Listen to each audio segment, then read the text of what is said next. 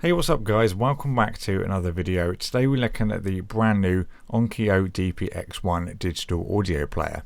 This has just hit the market and it looks to provide a fantastic audio experience to the consumer, and it actually runs on Android OS. If you've not heard of Onkyo before, they provide all different audio solutions from amplifiers and speakers for home use. Then they do portable amplifiers, headphones, and also now apps as well. I will put the full link down in the description box below if you want to check out in a bit more detail other solutions they provide. But looking at the DP-X1 today, when I first got invited to check this out, and then I read that it was on Android, then this is definitely something I thought we've got to have a look at. Something very unique and obviously brand new to the market, and I'm going to run you through all you need to know about it. So it's got a top class DAC and amplifier built in based around the Android OS. You've got two different modes on there. You've got standard, balanced out, and then you've got active control ground, which are the two different modes I'll show you later on. There's a 2.5mm 4-pole and a 3.5mm 3-pole output. You've also got connections to use a micro USB or OTG digital output if you wish. You can connect it to a PC and use it that way as well. Closed loop design to limit all the noise. There's also a nice little option on there which disables all the wireless and Bluetooth, cuts out all that interference that could possibly get into the sound. There's lots of different options for expandability as well with micro SD cards. Then you've got options to download your apps straight from the Google Play Store. Now this uses high-res audio, which at this moment in time is quite a new thing to the market, and there's not that many files. It's kind of a thing that's slowly starting to get to market, and in a few months time we're going to see a lot more come out. For me, this is very much a case of find the songs I know and listen to them and compare them to what I usually play them on or other sources, rather than a kind of find the songs that I know and love that I listen to every day, because not all of them are available just yet. But as I said, in the coming weeks and months we will see a greater variety of music come to the high-res format. So getting into kind of the outputs you can play, using the analog 2.5 and 3.5 outs, you can go PCM 192 kHz, 24-bit, and then you can use the high-res playback, which is PCM 384 kHz and 24-bit. Using the digital modes, you then go on to 11.2, 5.6 or 2.8 MHz native.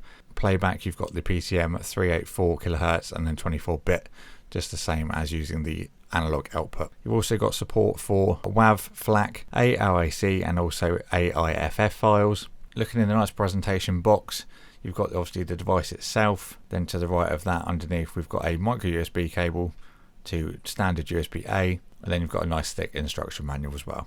Now the first thing I noticed when I got this out of the packaging was just how well built it was. It's got a very nice weight to it, and I like things that are heavy, purely just because I know they're built well generally when they are heavier, and it does look great as well in my own opinion. It's not much bigger than a phone as well, so it will sit comfortably in your pocket. This is my iPhone 6 with a battery case on. Smaller, but it's generally wider, slightly thinner as well than the battery case, so to give you kind of a rough idea of the dimensions of it. If you want to get the the full spec dimensions, I will put the link down below. There on the bottom we've got a small microphone as well as the micro USB B / the OTG output for power and data transfer.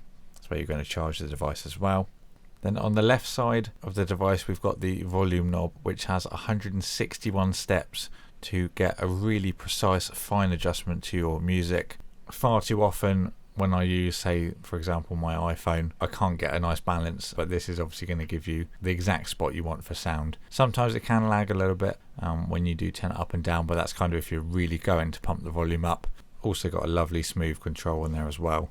On the top we've got the two analog outputs. We've got the 3.5mm headphone jack and then the 2.5mm balanced headphone jack. Now on the lower right hand side of the device we've got the dual micro SD card slots. These support up to 200GB SDXC cards, so then you've got a potential 432GB of storage including the onboard 32GB.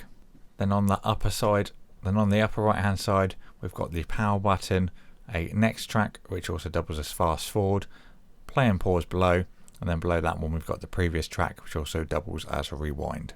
So going onto the screen and more of the functionality with the Android OS, this is a 4.7-inch touchscreen panel. Then at the very top right we can see the mode that we've currently got selected, which is the ACG, which is the active ground control mode. Swiping down from the top we've got very familiar controls obviously from general Android that we use on our daily devices and smartphones. Then this is the little mode we've got to change the output.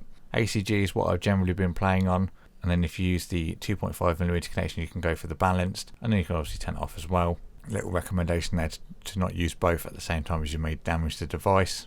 Going through the menus is nice and smooth, and this is the little standalone mode I briefly mentioned earlier. This turns off all Wi-Fi and Bluetooth capabilities to give you a nice clean signal and make sure there's no interference going through it at all, to make sure you get the highest fidelity possible through the output.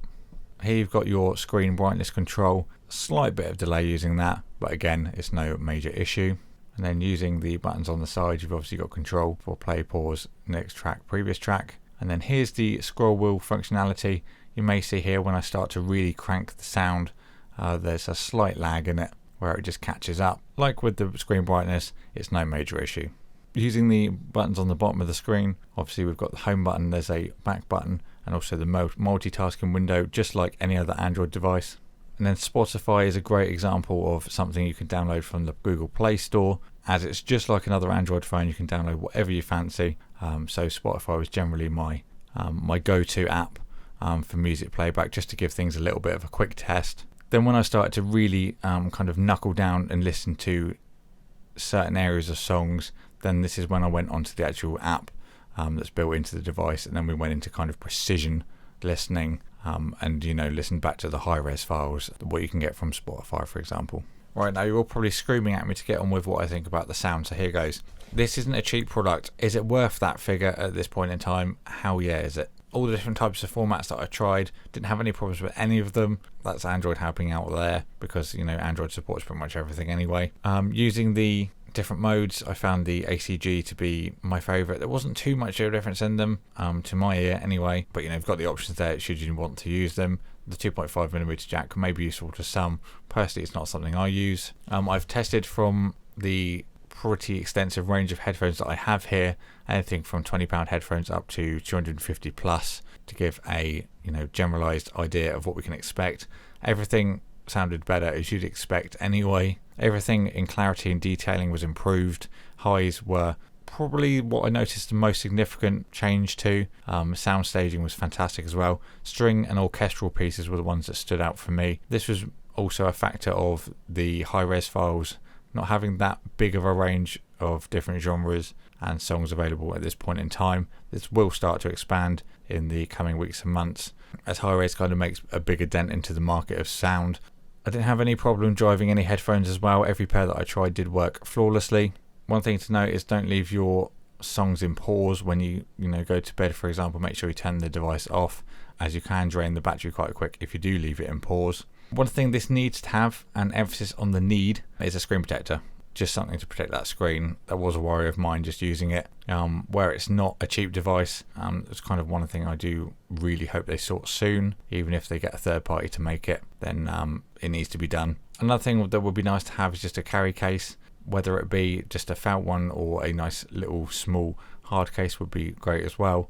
But yeah, it supports every file that I tried. Fantastic sound experience. I love the Android operating system. The scroll wheel's awesome as well. Built like an absolute tank. Looks great, feels great, sounds great. Yeah, it's awesome, guys.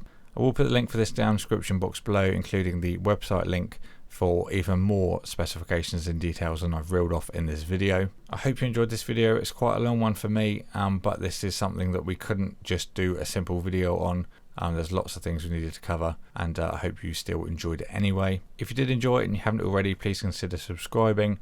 Really appreciate all the support you can bring to the channel. A big thank you for Onkyo for sending this out for me to review, and I'll catch you all in my next video.